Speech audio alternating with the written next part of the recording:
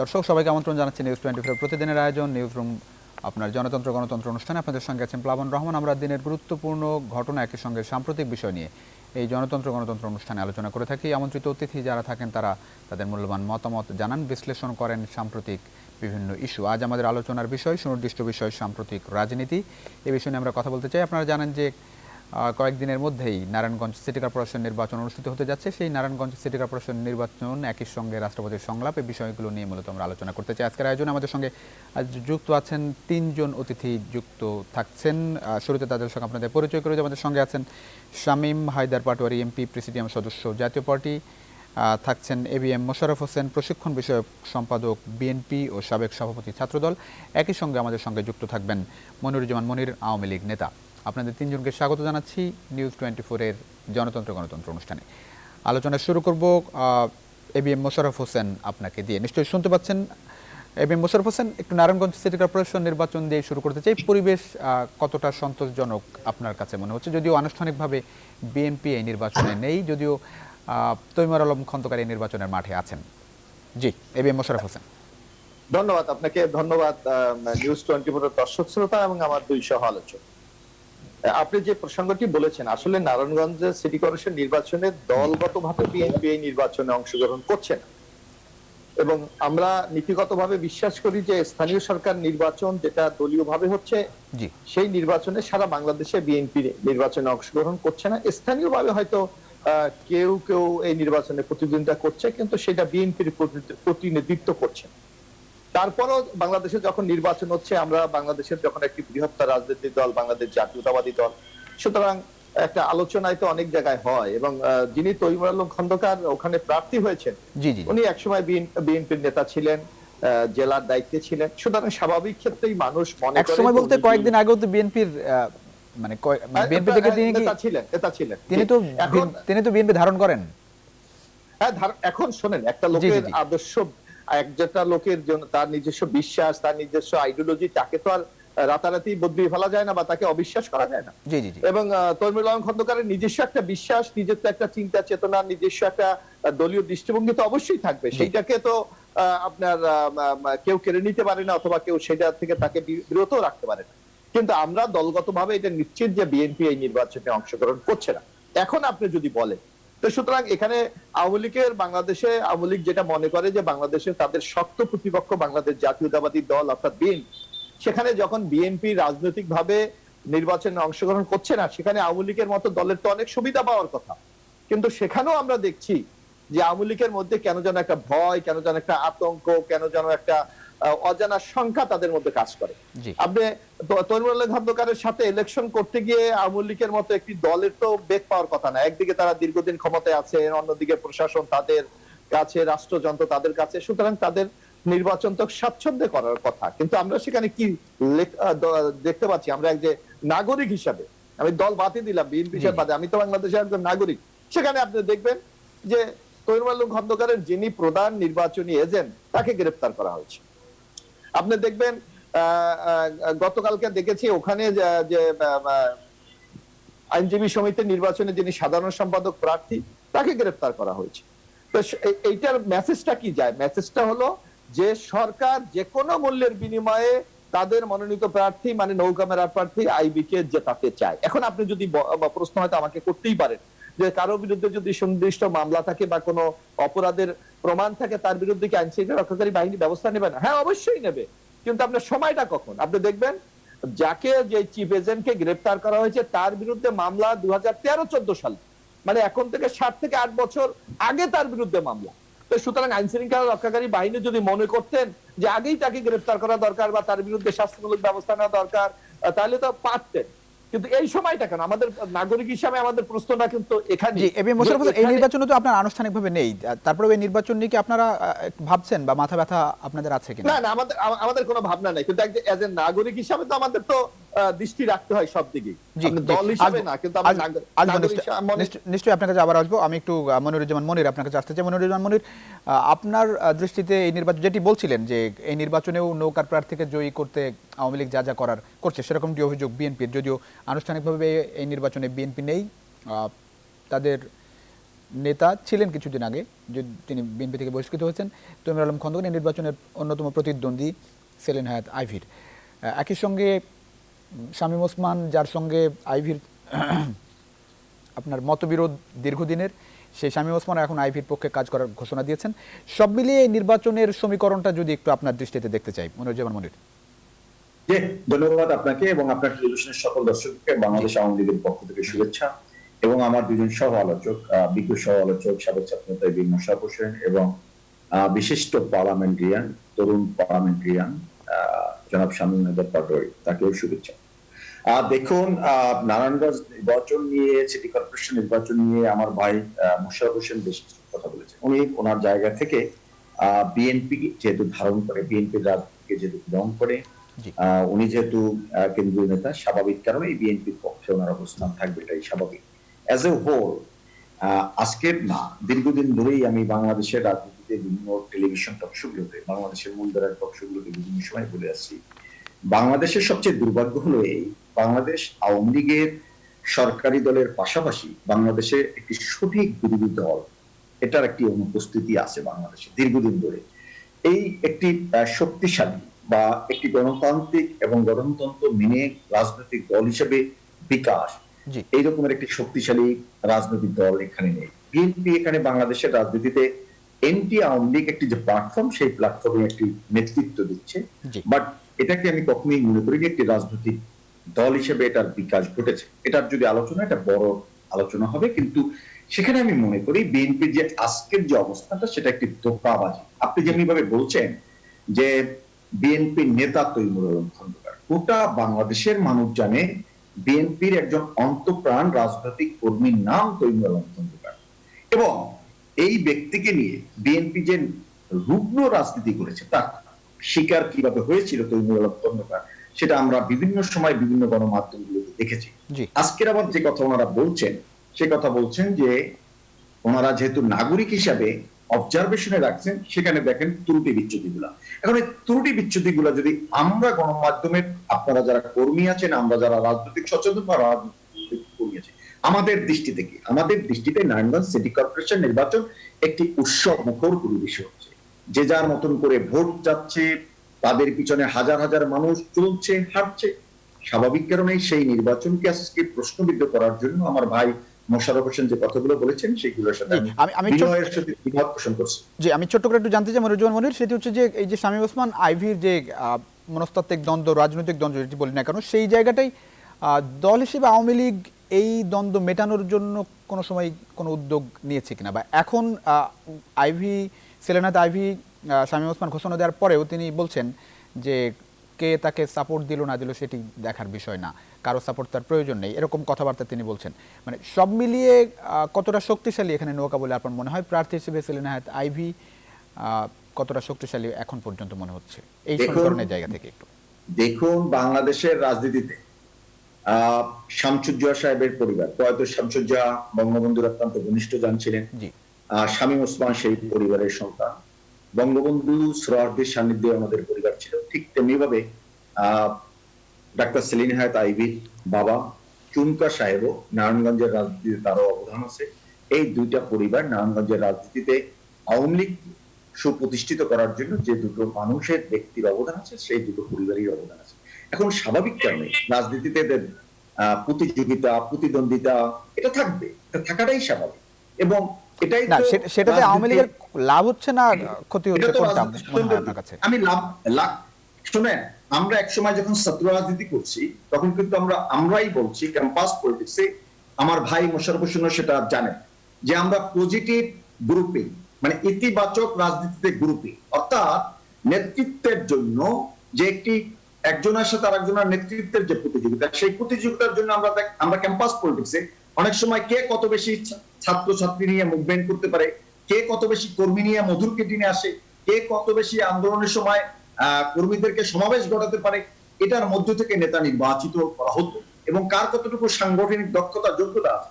স্বাভাবিক কারণে আমি মনে করি শামীম ওসমান এবং সেলিনা হায়াৎ আইভী দুজনেই আমাদের পরীক্ষিত নেতা, এবং স্বাভাবিক কারণে শামীম ওসমান সাহেব সংসদ সদস্য, সেলিনা হায়াৎ আইভী হলেন মেয়র। উনি দীর্ঘদিন ধরে নারায়ণগঞ্জের মানুষকে একটি সেবাধর্মী প্রতিষ্ঠানের দায়িত্ব পাওয়ার পরে অত্যন্ত সফলতার সহিত, অত্যন্ত দক্ষতার সহিত, অত্যন্ত সুনামের সহিত যেহেতু কিন্তু মনিরুজ্জামান মনির, আমি যেটি জানতে চাচ্ছিলাম, নারায়ণগঞ্জে আওয়ামী লীগ একতাবদ্ধ কিনা নির্বাচনের আগে, এই একটু যদি স্পেসিফিক এই জায়গাটা একটু বলেন। আপনি যদি শামীম ওসমানের অবস্থান থেকে দেখেন তাহলেই তো বোঝা যায় যে এই অবস্থানটা এখন কোথায় গিয়ে দাঁড়িয়েছে। এক সময় তৈমুর আলম খন্দকার সাহেব মনে করেছিলেন যে শামীম ওসমান সাহেব হয়তো বা তার পিছনে বসে ব্রেক দিবে, যখন আওয়ামী লীগ ঐক্যবদ্ধ আওয়ামী লীগকে কেউ পরাজিত করতে পারে না। এবং সেই জায়গাটা আপনি যে কথাটা বলেছেন, সেলিনা হায়াত আইবি যে কথা বলেছেন, এই কথা বলার যথেষ্ট কারণ আছে। কারণ সেলিনা হায়াত আইবি এর আগেও এই তৈমুর আলম খন্দকার বা শামীম ওসমান তাদেরকে পরাজিত করেই কিন্তু মেয়র হয়ে গেছে। এটা ভুলে গেলে চলবে না যে ওখানকার জনপদে কি পরিমাণ জনপ্রিয় নেত্রী সেলিনা হায়াত আইবি। স্বাভাবিক কারণেই এবারও তেমনটাই আছে বলে আপনার মনে হয়? সরি, এবারও তেমনটাই আছে বলে মনে হয় আইভির? অবশ্যই এটা শুনুন, ঢাকার আবার আসবো নিশ্চয়ই মনোরঞ্জন, আপনি নিশ্চয়ই আবারও বলবেন। শামীম হায়দার পাটোয়ারি, জাতীয় পার্টি কোথায় এই নির্বাচনে? জি, জাতীয় পার্টির যেহেতু প্রার্থী নাই, জি, সেহেতু জাতীয় পার্টি ডেফিনেটলি একটু এই ভোটে নিষ্ক্রিয় আছে। বিএনপি তো আনুষ্ঠানিকভাবে নির্বাচন থেকে সরে এসেছে, তাদের প্রার্থী হিসেবে তৈমুর আলম খন্দকার। মানে এটা কি আপনারা কি, মানে এটা কি ধরনের কৌশল, নাকি আপনাদের শক্তিশালী প্রার্থী নেই, নাকি মহাজোট নেই? মানে এটা কি বার্তা দিচ্ছে জাতীয় পার্টি এই নির্বাচনে না থেকে? না, আমরা আসলে নারায়ণগঞ্জে কখনোই আমাদের মেয়র প্রার্থী হিসেবে আগেও শক্তিশালী ছিল আমরা দেখি।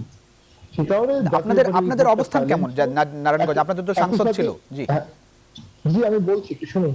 জি, হ্যাঁ, আমাদের সাংসদ নারায়ণগঞ্জ সিটি কর্পোরেশনের ভিতরে মনে হয় ছিল না, একটু পাশে ছিল সাংসদ। জি, আমাদের ওখানে একজন সংসদ সদস্য আছে সেলিম ওসমান, আর একজন আছে লিয়াকত হোসেন খোকা।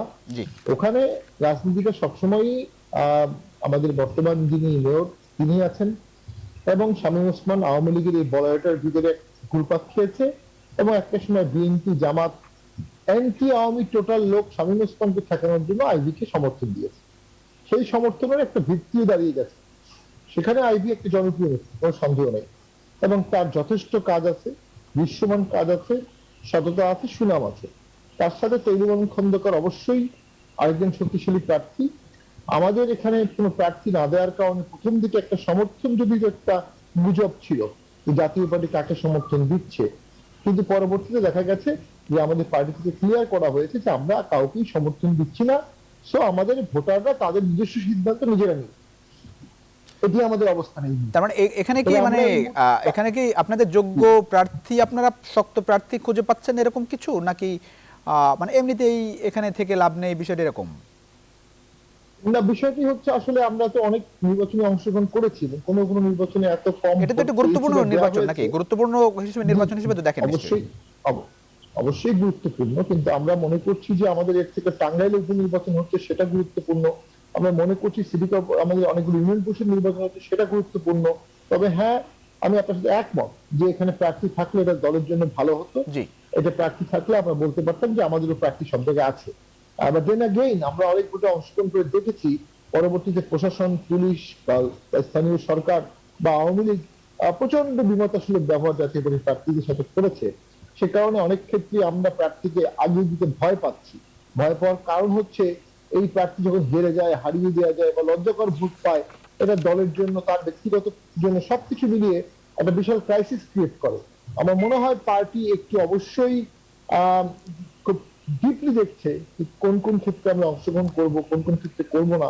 হ্যাঁ, এটি একটা ইঙ্গিতবাহী গুরুত্বপূর্ণ একটি নির্বাচনী প্রার্থী নাই, সরকারকে চিন্তা করতে হবে। আপনারা তো 300 আসনে প্রার্থী দেওয়ার সক্ষমতার কথা অনেকবারই বলেছেন, সেই জায়গায় এটা গুরুত্বপূর্ণ সিটি কর্পোরেশন, সেখানে আপনাদের প্রার্থী নেই, সেজন্য আসলে জানতে চাওয়া নির্বাচন কেমন হবে মনে হয় আপনার কাছে? মানে এই জায়গায় ফাইটটাই বা কেমন হবে বলে মনে হচ্ছে এখন পর্যন্ত যে অবস্থান দেখছেন প্রার্থী? আমার কাছে মনে হচ্ছে মোটামুটি ফাইট হবে। কেন ফাইট হবে? একটা বিশাল অঙ্কের ভাসমান ভোট এখানে আছে।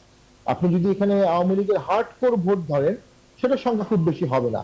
আবার বিএনপির হার্ডকোর ভোট ধরেন, যারা যে কোনো পরিস্থিতিতে বিএনপিতে ভোট দেয়, সেটার সংখ্যা খুব বেশি হবে না। তার মানে মাঝখানে প্রায় 70, 80, 50, 60% ভোটার আছে যারা সিদ্ধান্ত নিচ্ছে, যারা সিদ্ধান্ত নিবেন, এবং তাদের ভোটেই তারা মেয়র নির্বাচন করবেন। তবে আমি তীব্র ভাষায় বলবো, তৈমুর খন্দকার ভাইয়ের যে সমর্থক বা নেতাকে অ্যারেস্ট করা হয়েছে। তফসিল দেওয়ার পরে নির্বাচন কমিশনের অ্যারেস্ট করার ব্যাপারে সর্বোচ্চ সতর্ক থাকা উচিত। আপনি অ্যারেস্ট করতে পারেন, ভোটের পরে করবেন, ভোটের পরের দিন করবেন, কিন্তু ভোটের আগে করা উচিত না। কারণ এটা একটা মেসেজ চলে যাচ্ছে যে প্রশাসন তাদের এগেনস্টে কাজ করবে। এই মেসেজের নিয়ে একজন ভোটারের বা একজন কর্মীর বা একজন নেতার বা একজন প্রার্থীর সুষ্ঠু ভোটে মানুষকে উদ্বুদ্ধ করা অত্যন্ত কষ্টকর হয়ে যায়। জি, অনেক ধন্যবাদ এবিএম মোশাররফ হোসেন। এবিএম মোশাররফ হোসেন, নির্বাচন এই জায়গাটা একটু জানতে চাই, একটা ছোট্ট বিরতি নিয়ে ফিরছি এবিএম মোশাররফ হোসেন আপনার কাছে। দর্শক জনতন্ত্র গণতন্ত্র অনুষ্ঠানে ছোট্ট একটা বিরতির সময় হচ্ছে, ফিরছি কিছুক্ষণের মধ্যে, আশা করি বিরতির পর আপনাদের সঙ্গে পাচ্ছি। দর্শক আবারও স্বাগত জনতন্ত্র গণতন্ত্র অনুষ্ঠান। আমরা কথা বলছিলাম সাম্প্রতিক রাজনীতি নিয়ে, আলোচনা হচ্ছিল নারায়ণগঞ্জ সিটি কর্পোরেশন নির্বাচন নিয়ে। এবিএম মোশাররফ হোসেন আসতে চাই। এবিএম মোশাররফ হোসেন, আমি নারায়ণগঞ্জ সিটি কর্পোরেশন নিয়ে একটু জাতীয় রাজনীতির বিষয়ে আপনার কথা শুনতে চাই। বিশেষ করে শামীম ওসমানের ভাষায় যদি বলি, খেলা হবে, হ্যাঁ খেলা যদি আমি ধরেই, নারায়ণগঞ্জ সিটি কর্পোরেশন একটি খেলার মাঠ, সেই মাঠে তো আপনারা নেই। এর আগে স্বতন্ত্র প্রার্থী হিসেবে ইউপি নির্বাচনেও আপনারা আনুষ্ঠানিকভাবে কোনো প্রার্থী দেননি। প্রত্যেক মাঠে ভাবে ছেড়ে দিয়ে কতটা লাভ হচ্ছে বলে মনে হয় আপনাদের? আসল খেলা যখন হবে, সেই খেলায় আপনারা আসলে কতটা টিকে থাকতে পারবেন? আসলে আসল খেলা, আপনাকে আসল খেলার ফলাফল জানতে হলে আপনাকে আমাদের একটু অতীতে ফিরে যেতে হবে। আপনাদের মনে আছে যে এরশাদ সাহেব যখন 9 বছর দীর্ঘ ক্ষমতায়, তখন কিন্তু বেগম খালেদা জিয়া এরশাদ সাহেবের অধীনে কোন নির্বাচনে কিন্তু অংশগ্রহণ করেনি। তখন আপনি আজকে যেভাবে প্রশ্ন উত্থাপন করেছিলেন, অনেক রাজনৈতিক অনেক বিশেষজ্ঞরা সেদিন কিন্তু বলেছিলেন বিএনপি নির্বাচনে নাই, সুতরাং এই দলের কোনো অস্তিত্ব বাংলাদেশে না। কিন্তু সেই বাস্তবতার সঙ্গে এই বাস্তবতা মেলানো সম্ভব, মেলানো যায়, অবশ্যই মেলানো যায়। কারণটা হলো এরশাদ সাহেবের আমলে আপনি জানবেন যে 82 থেকে 90 সাল পর্যন্ত বিএনপির অনেক নেতা কর্মীকে সেই দিন ভাগিয়ে জাতীয় বাড়িতে নিয়ে যাওয়া হয়েছিল, অনেকে মারা গিয়েছিল দীর্ঘ 9 বছর আন্দোলন সংগ্রাম করতে গিয়ে। তারপরও কিন্তু 1991 সালে যখন একটি অবাধ, সুস্থ, নিরপেক্ষ নির্বাচন হয়েছে, তখন বেগম খালেদা জিয়ার নেতৃত্বে কিন্তু বিএনপি সেদিন ক্ষমতায় গিয়েছিল। সুতরাং এখন বিএনপি বাংলাদেশের রাজনীতিতে নাই, এর অর্থ বিএনপি শেষ হয়ে গেছে, এটা ভাবার কোনো কারণ নেই।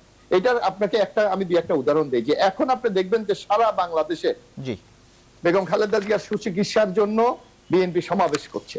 তো এখানে কিন্তু সরকারের পতনের কোনো ব্যাপার না, এখানে সরকারের বিরুদ্ধেও না, এবং বেগম খালেদা জিয়ার চিকিৎসার জন্য একটি জনমত গঠনের জন্য সারা বাংলাদেশে কিন্তু এই সমাবেশগুলি হচ্ছে। সেখানেও দেখবেন আপনি সরকার এখানেও কিন্তু স্বস্তিতে নাই। সরকার তারপর আমাদেরকে বাধা দিচ্ছে, 144 জারি করছে, আমাদের মিছিলের উপর পুলিশ গুলি করছে, আমাদের নেতাকর্মীদেরকে গ্রেফতার করছে, এবং নানাবিধ পরিস্থিতি তৈরি হচ্ছে। অর্থাৎ বিএনপি যে একটি অস্তিত্ব বাংলাদেশে আছে, এইটা সরকার তার নিজের অজান্তেই কিন্তু এটা স্বীকার করে দিচ্ছে। আমি জানতে চাচ্ছিলাম যে একের পর এক মাঠ ছেড়ে দিয়ে আলটিমেটলি কোনো, এটা ধরেন প্র্যাকটিস ম্যাচ না খেলে যদি ফাইনাল খেলায় অংশ নেন, সেটি কতটা কাজে দেবে আপনাদের? অবশ্যই কাজে দেবে। আমি একটু আপনাকে বলি, আপনি দেখবেন যে বিএনপি যে কথাটি বলছে, বিএনপি কেন নির্বাচন বর্জন করছে, আপনাকে তো সেই কারণটা আমাদেরকে দেখতে হবে। বিএনপি নির্বাচন বর্জন করছে যে জিনিসটি এখানে শামীম হাদার পাটোয়ারি সাহেবও তার বক্তব্যের মধ্যে একটু বলেছে, আপনি যদি একটু লক্ষ্য করে থাকেন, সে বলেছে যে নির্বাচন যদি অবাধ, সুস্থ, নিরপেক্ষ না হয়, নির্বাচন যদি জনগণ যে ভোটটা প্রয়োগ করে, সেই ভোটের ফলাফলটা যদি আমরা ফিডব্যাকটা যদি আমরা না পাই, নির্বাচন উপযোগী যদি মাঠটা না থাকে, সেখানে সেই নির্বাচন দিয়ে জনগণ সুফল পাবে, এটা আশা করার কোনো কারণ নাই। যার জন্য দেখবেন আওয়ামী লীগের এই শাসন আমলে বাংলাদেশের মানুষ নিজেদেরকে ভোট থেকে উড্ড করে নিচ্ছে, প্রত্যাহার করে নিচ্ছে, তারা কিন্তু ভোট কিনতে যাচ্ছে না। কিন্তু এবার যে স্থানীয় সরকার নির্বাচনগুলো হয়ে গেল, এখনো একটা ধাপ বাকি আছে ইউপি নির্বাচনে, সেই নির্বাচনগুলো তো আমরা মানুষের লম্বা লাইনও দেখলাম, সেই জায়গায় খুব বেশি ঝামেলা হলো ইউপি নির্বাচনে। না, এখানে আমি একটা কথা বলি, এখানে কারা কারা ইলেকশন করতেছে আপনি দেখেন, যে নৌকা মার্কা আর বিদ্রোহ নৌকা মার্কা, নিজেরা তো নিজেরা আপনারা যদি নির্বাচনের মাঠে না থাকেন, সেটি হওয়া স্বাভাবিক কিনা? না, এটা তো হলে এই নির্বাচনের মাধ্যমে তো আপনার সরকার পরিবর্তন হবে না, এটা হলো একটি স্থানীয় সরকার নির্বাচন। সুতরাং এই নির্বাচন কে জিতলো কে না জিতলো এ দিয়া জনগণের কোনো মাথা ব্যথা নেই, বরং স্থানীয় ভাবে তারা অনেক সময় দেখা যাচ্ছে নানাবিধ কারণে অনেক প্রার্থীকে সাপোর্ট করে, অনেকে করে না। কিন্তু জাতীয় নির্বাচনের সেন্টিমেন্ট, জাতীয় নির্বাচনের মেজাজ, জাতীয় নির্বাচনের দাবি দেওয়া, সেটা আলাদা থাকে, যেটাতে টোটাল জনগণ। অনেক ধন্যবাদ। আসবো নিশ্চয়ই মোশাররফ হোসেন আপনার কাছে আবার আসবো। মনিরুজ্জামান মনির, আমি একটু মোশাররফ হোসেনের কথা ধরেই জানতে চাই, এরশাদ আমলের সঙ্গে এখনকার আমলের তিনি তুলনা করেছেন, এবং তিনি মনে করেন আশাবাদী, যেভাবে একের পর এক নির্বাচন অংশ না নিয়ে শেষ পর্যন্ত তারা আশাবাদী হতে চায় জাতীয় নির্বাচনে। আমি যদি একটু ধরেই নিই যে আপনারা এভাবে নির্বাচন করে শেষ পর্যন্ত বিএনপি নির্বাচনে অংশ না নেয়, সেক্ষেত্রে গ্রহণযোগ্যতার জায়গাটা নিয়ে আপনারা আসলে কোনো কিছু ভাবছেন কিনা? মনিরুজ্জামান মনির। দেখুন, গণতান্ত্রিক সংস্কৃতিতে আপনি নির্বাচনে একটি গণতান্ত্রিক দল বা যদি আপনি গতিশীল রাজনৈতিক দল হিসেবে নিজেদেরকে দাবি করেন, ইলেকশনে আসা বা না আসা সেটা তার গণতান্ত্রিক সিদ্ধান্ত। সেই সিদ্ধান্তকে আমরা তো চাপিয়ে দিতে পারি না। তবে জনগণের জন্য যদি আপনার দায় থাকে, জনগণের জন্য যদি রাজনীতি করে থাকেন, তাহলে অবশ্যই জনমতের আকাঙ্ক্ষার প্রতি শ্রদ্ধা রেখেই আমি মনে করি বিএনপি নির্বাচনে আসা উচিত। জনাব A B M Mosharraf Hossain একটা কথা বলেছেন যে এরশাদ সাহেবের অধীনে বেগম খালেদা জিয়া কোনো নির্বাচন করেননি। উনি বুঝাতে চেয়েছেন এটা যে এই অনরবস্থানে থাকা তার সঠিক সিদ্ধান্ত ছিল। আমি যদি মিস্টার মোশাররফ হোসেন সাহেবকে আমি প্রশ্ন করি যে মোশাররফ ভাই, গণতান্ত্রিক রাজনীতিতে আমি আজকে আপনাকে সম্পূর্ণ পরিপূর্ণ শ্রদ্ধা রেখেই বলি, আমরা গণতন্ত্রকে বাংলাদেশ আওয়ামী লীগ শক্তিশালী করতে চায়, প্রাতিষ্ঠানিক একটি রূপ দিতে চায়। সে কারণে আমরা জানি বঙ্গবন্ধু হত্যাকাণ্ডের মাস্টার মাইন্ড ছিল জিয়াউর রহমান। জিয়াউর রহমানের অধীনে কিন্তু আমরা 19 সালে নির্বাচনে গিয়েছি। কারণ নির্বাচনে যাওয়ার একটি কারণ হলো দল হিসেবে আওয়ামী লীগের সাংগঠনিক স্ট্রাকচার কি, জনগণের মাঝে আমার অবস্থান কি, ওই নির্বাচন সামরিক স্বৈরাচারী সরকারগুলা কি কি ভাবে নির্বাচনী ব্যবস্থাকে ভণ্ড করে এবং সেই প্রতিষ্ঠানকে কিভাবে নষ্ট করে সেটা জনগণের সামনে উপস্থাপন করার জন্য নির্বাচনে যাওয়া উচিত। এবং বাংলাদেশ আওয়ামী লীগ 79 সালে গিয়েছে, বাংলাদেশ আওয়ামী লীগ 1986 সালে এরশাদের অধীনে নির্বাচনে গিয়েছিল। এবং ফর ইউর কাইন্ড ইনফরমেশন, 1986 সালের নির্বাচনেও বিএনপি প্রধান বেগম খালেদা জিয়া, বঙ্গবন্ধু কন্যা জননেত্রী শেখ হাসিনা আওয়ামী লীগ সভানেত্রী হিসাবে দুজনের সাথে একটি অলিখিত চুক্তি হয়েছিল 150টি আসন করে নির্বাচন করবে। সেই নির্বাচনে আপনারা ব্যাংক ফুটে যাওয়ার কারণ পরবর্তীতে এরশাদ সাহেব বলেছিলেন যে 5টির বেশি কেউ নির্বাচন করতে পারবে না, তারপরে ব্যাংক ফুটে গেছে। মনিরুজ্জামান মনির শুনতে পাচ্ছি না, আপনি কি শুনতে পাচ্ছেন? নেটওয়ার্ক মানে সমস্যা হচ্ছে। জি, মনিরুজ্জামান মনির, নিশ্চয়ই আপনাকে পাবো। আমরা একটু শামীম হায়দার পাটোয়ারি আপনার কথা শুনতে চাই। শামীম হায়দার পাটোয়ারি, আপনি শামীম হায়দার পাটোয়ারি শুনতে পাচ্ছেন আপনি নিশ্চয়ই? মনিরুজ্জামান মনির শুনতে পাচ্ছেন? আচ্ছা, ছোট্ট একটা বিরতি নিয়ে আসি দর্শক। নিশ্চয়ই বিরতির পরে সবাইকে আমরা আবার সংযুক্ত করতে পারবো। ছোট্ট একটা বিরতিতে যাচ্ছি, জনতন্ত্র গণতন্ত্র অনুষ্ঠানে ফিরছি কিছুক্ষণের মধ্যেই, আশা করি বিরতির পর আপনাদের সঙ্গে পাচ্ছি জনতন্ত্র।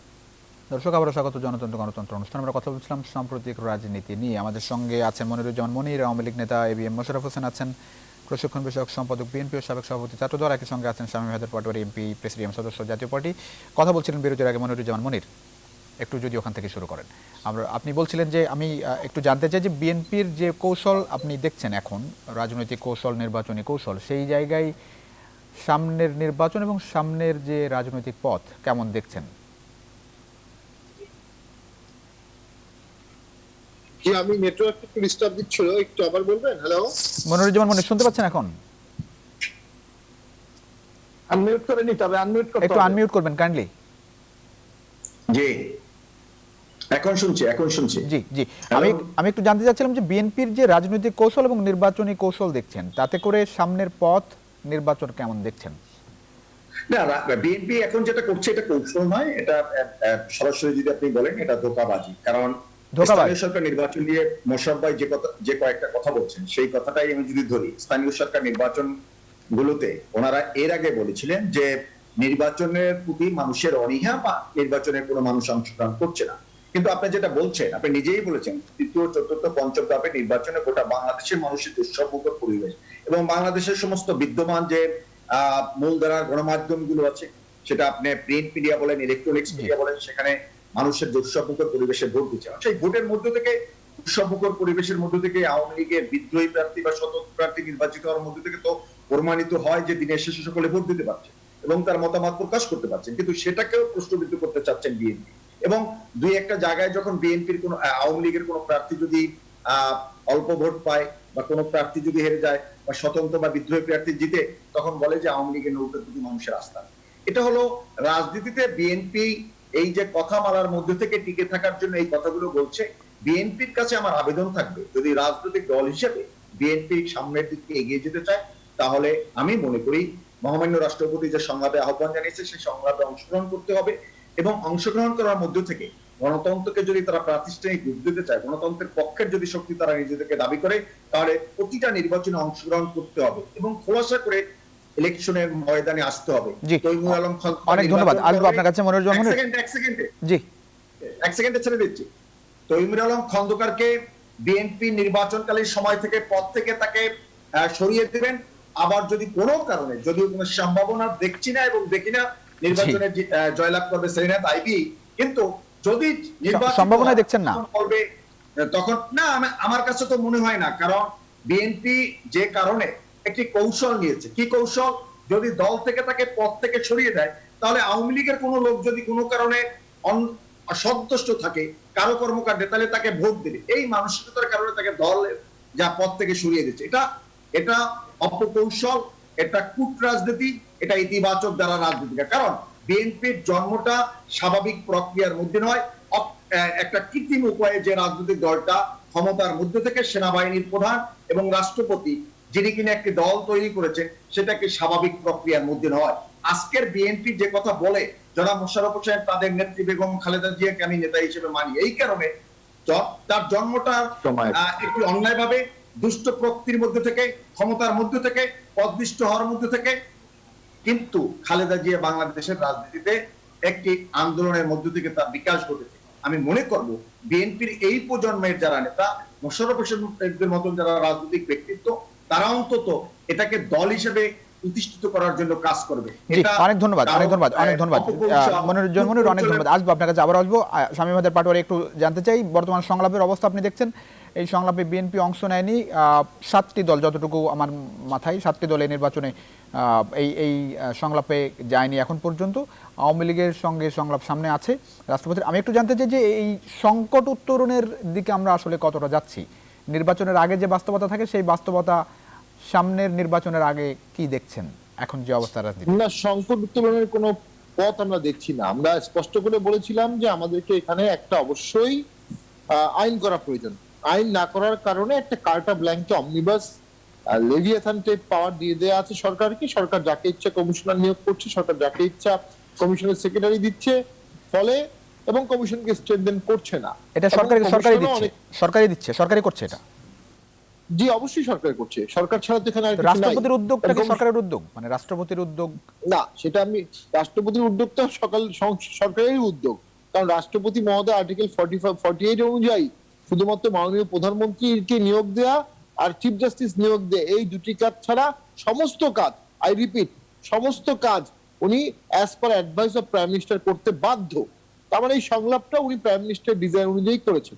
প্রাইম মিনিস্টার মানে এক সরকার, প্রাইম মিনিস্টার মানে সংসদের নেতা, প্রাইম মিনিস্টার মানে chief executive of the country. তার মানে যারা সংলাপ বর্জন করলো, মানে সংলাপে গেল না, তাদের যুক্তির সঙ্গে আপনি অনেকটা একমত? না, তাদের যুক্তির সঙ্গে একমত না। দেন আগেন আসেন, আপনি সংলাপ না করে কি পেলেন? আপনি সংলাপ না করে আজকে সমস্যার সমাধানে আমরা আদৌ কোনো দিকে আগাতে পারলাম কি না?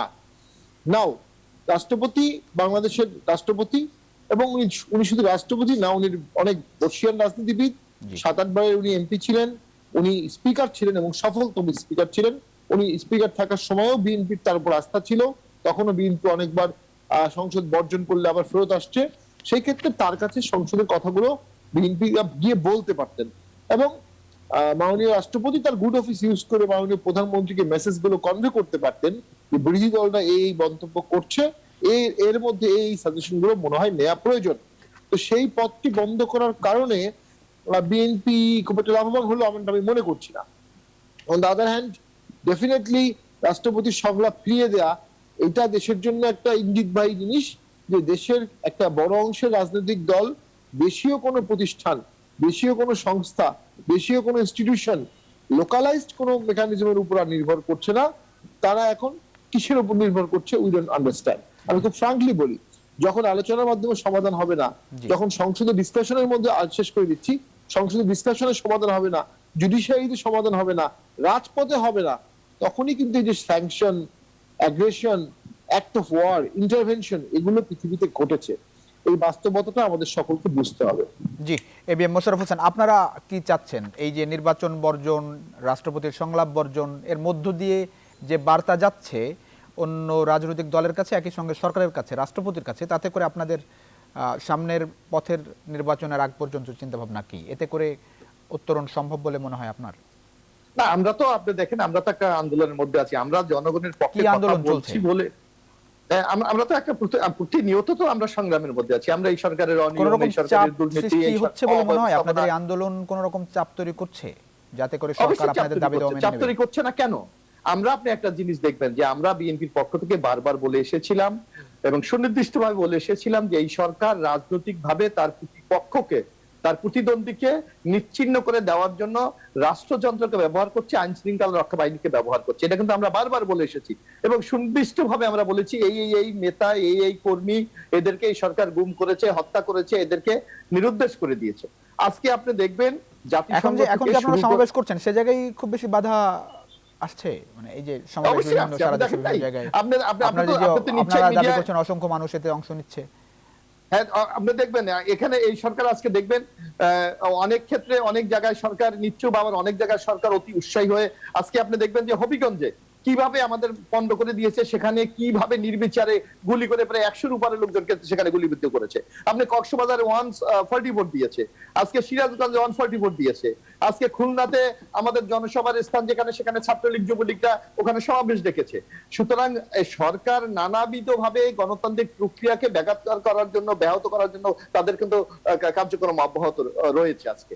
যার কারণে আজকে দেখবেন এই সরকারের উপর কিন্তু আজকে যে কথাটি ব্যারিস্টার শামীম আহসান পাটোয়ারি বলেছেন যে এই সরকারের উপর কিন্তু আজকে জাতীয়ভাবে আন্তর্জাতিকভাবে কিন্তু নানাবিধ চাপ করছে, যার কারণে সরকার কিন্তু অনেকটা এখন কোণঠাসা হয়ে যাচ্ছে। আপনি দেখেন যে আমরা একটা কথা কিন্তু বারবার বলতে চাচ্ছি যে আমরা বাংলাদেশের গণতান্ত্রিক প্রক্রিয়াকে আমরা অব্যাহত রাখতে না, কিন্তু মোশাররফ হোসেন এই জায়গায় অব্যাহত রাখতে চান বলছেন, এই যে মানে অবস্থান তো একই রকম, মানে এই যে আমরা বিভিন্ন সময় বিশ্লেষকদের যখন কথা হয় তখন একটা বিষয় আসে যে ছাড় দেওয়ার মানসিকতা, সেই ছাড় দেওয়ার মানসিকতা কি বিএনপির আছে? মানে অবশ্যই আছে। কি ছাড় বিএনপি দিচ্ছে?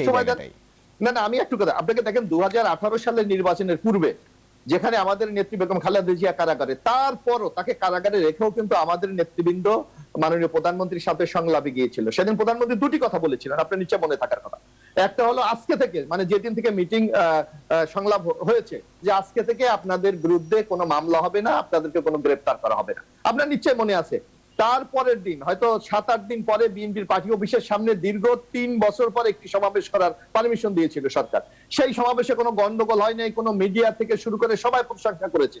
সেই সবার পর বিএনপি নেতাকর্মীদের নামে 400 মামলা দিয়েছে, যার আসামি সংখ্যা প্রায় 4 লক্ষর মতো।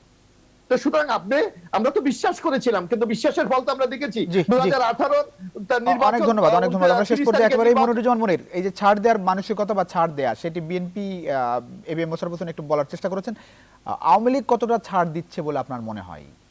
মানে ছাড় দেওয়ার মানসিকতা ছাড়া উত্তরণ সম্ভব বলে, যে সংকটের কথা বলি রাজনীতিতে, সেটি সম্ভব বলে মনে হয় কিনা আপনার? জি, আওয়ামী লীগ গণতান্ত্রিক প্র্যাকটিসে বিশ্বাসী, বরঞ্চ যে নিশ্চিহ্নতার কথা বলছেন, আমার ভাই মোশাররফ হোসেন ভুলে গেছেন 75-15 আগস্ট বঙ্গবন্ধু হত্যার পর বঙ্গবন্ধু খুনিদেরকে রাজনৈতিকভাবে প্রতিষ্ঠা করেছেন, বিভিন্ন মিশনে চাকরি দিয়ে। আরে সেটা তো আপনাদের নেতা ছিলেন খন্দকার মোস্তাক। সর্বশেষ 90-এর গণঅভ্যুত্থানের পর একটি গণতান্ত্রিক শাসন ব্যবস্থা কায়েমের জন্য আমরা রক্ত দিয়েছিলাম আওয়ামী লীগ বিএনপি মিলে, সেই রক্তের সাথেও বিএনপি বেইমানি করেছে। 2004 সালে 21 আগস্ট গ্রেট হামলা ঘটিয়ে আমার নেত্রী বঙ্গবন্ধু কন্যা শেখ হাসিনাকে চিরতরে উৎখাত করতে চেয়েছিল, জাতীয় নেতাদেরকে হত্যা করতে চেয়েছিল, 24 জন মানুষকে পাখির মতো হত্যা করেছে আরজেস গ্রেনেড। আমরা নিঃশেষ করে দেওয়ার রাজনীতিতে বিশ্বাসী নই।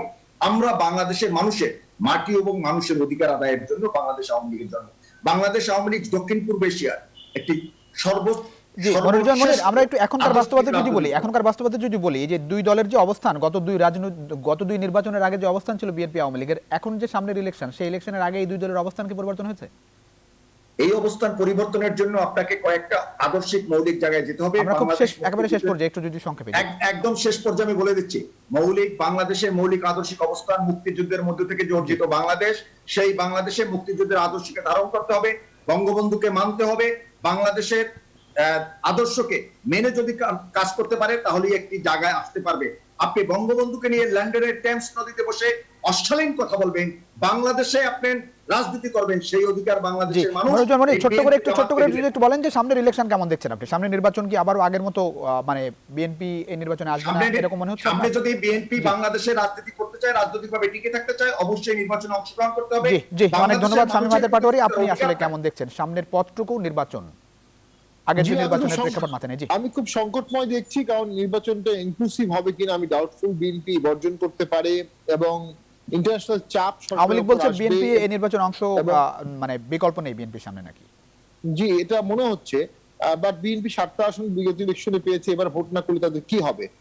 যদিও আমি চাই ভোটটা ইনক্লুসিভ হোক এবং ইন্টারন্যাশনাল মানে বাংলাদেশে ইন্টারন্যাশনাল কনসার্ন বাড়ছে জি। এবং সেটা বাংলাদেশ প্রপারলি হ্যান্ডেল করতে পারছে না। মানবাধিকার পরিস্থিতি, গুম, জি। ক্রস ফায়ার, এই ইস্যুগুলোতে ইকোনমিতে হিট করতে পারে।